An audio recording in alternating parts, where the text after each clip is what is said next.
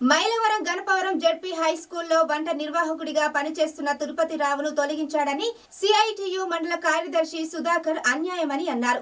గురువారం ఎంఈఓ కార్యాలయం వద్ద ఆందోళన చేపట్టారు. ఎన్నో ఏళ్లుగా మధ్యాహ్నం భోజన కార్మికుడిగా పనిచేస్తున్న తనపై ఎలాంటి ఆరోపణలు లేకుండా అధికార పార్టీ నాయకులు తొలగించడం అన్యాయమని తిరుపతి రావు ఆరోపించారు.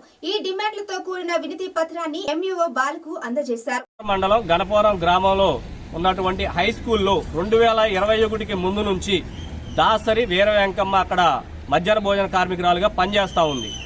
ఆవిడ్ని అధికారికంగా 2021లో ఎస్ఎంసీ కమిటీ తీర్మానం ద్వారా తిరిగి ఆమెను కొనసాగిస్తూ తీర్మానం చేశారు.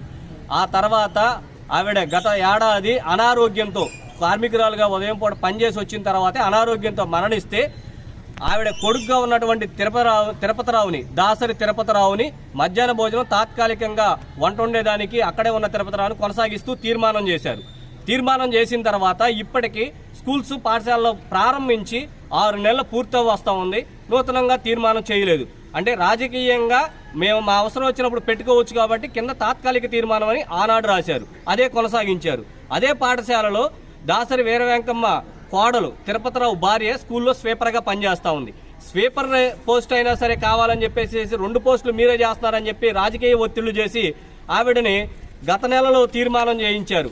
నువ్వు అక్కడ నుంచి తొలగుతున్నట్టుగా నీ దగ్గర నుంచి రిజిగ్నేషన్ లెటర్ కావాలని చెప్పేసి ఇక్కడికి పిలిపించి తీర్మానం చేయించేసి ఆవిడని తొలగించారు. తొలగించిన తర్వాత మధ్యాహ్న భోజనం నువ్వు వండుకోమని తిరుపతిరావుకి స్వేచ్ఛగా చెప్పారు. కానీ ఈ నెల రోజుల్లో కూడా మళ్ళీ తీర్మానం చేయలేదు, తిరుపతిరావే వండాలని చెప్పేసి.